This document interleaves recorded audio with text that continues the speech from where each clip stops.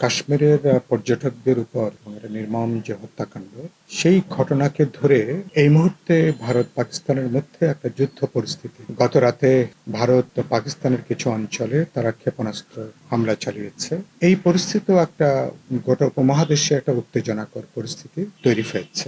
আমরা ঘটনায় গভীরভাবে উদ্বিগ্ন এবং আমরা এ ধরনের যুদ্ধ পরিস্থিতি এটা আসলে উভয় দেশের মধ্যকার বহু বছরের যে সংকট বা সমস্যা তার কোনো সমাধান নয় এটা। আর যুদ্ধ ভারত বলি বা পাকিস্তান বলি কোনো দেশের সাধারণ মানুষ যুদ্ধ কারোর জন্য এটা কাম্য না। কারণ যুদ্ধের শেষ অভিঘাতটা এসে পড়ে সাধারণ মানুষের উপরে। শিশু, নারী, পুরুষ তাদের দুর্গতি, লাঞ্ছনা, প্রাণহানি, এটা অবর্ণনীয় একটা দুর্দশা তৈরি হয়। তো সুতরাং এই প্রথমত এই যুদ্ধটা হচ্ছে কেন? তো যেখানে কোনো দেশের মানুষই যুদ্ধ চায় না, ভারতের শাসকরা আমি দেখছি যে তারা বিশেষ করে নরেন্দ্র মোদীর নেতৃত্বে বিজেপির যে সরকার, তারা ভারতের অভ্যন্তরীণ রাজনীতির মেরুকরণের জন্য আগামী লোকসভা নির্বাচন এবং তার আগে বেশ কিছু রাজ্যসভা নির্বাচন আছে এবং সেখানে একটা হিন্দুত্ববাদী আর একটা বর্ধিত রাজনৈতিক মেরুকরণ করবার জন্যই মূলত এই যুদ্ধ উন্মাদনাটাকে তৈরি করা হয়েছে।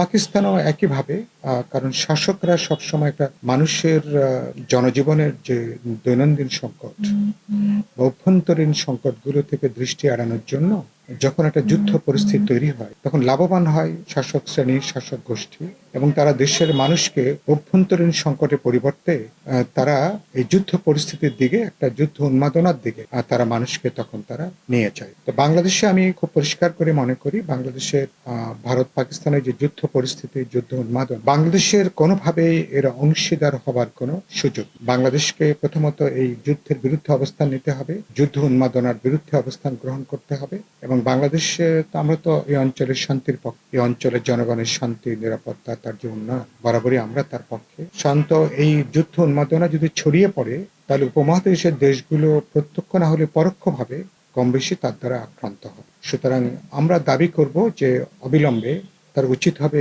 এই যুদ্ধ উন্মাদনা বন্ধ করা। জাতিসংঘ সহ আন্তর্জাতিক সম্প্রদায়ের প্রতি আমাদের আহ্বান থাকবে, আপনারা দ্রুত বসুন, দ্রুত আলাপ আলোচনা করুন।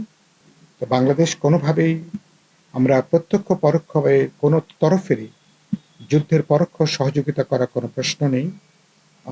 এটা একটা দিকে। আরেকটা দিক হচ্ছে যে আমরা উভয় দেশের সরকারকে আমরা আহ্বান জানাবো, জনগণকে আহ্বান জানাবো, দায়িত্বশীল রাজনৈতিক দলগুলোকে আহ্বান জানাবো, আপনারা ধৈর্যের পরিচয় দেবেন, আপনারা আলাপ আলোচনার পথে হাঁটবেন এবং আলাপ আলোচনা করে আপনারা এই সংকট থেকে কীভাবে বেরিয়ে আসলে সে ব্যাপারে আপনারা উদ্যোগ গ্রহণ করবেন।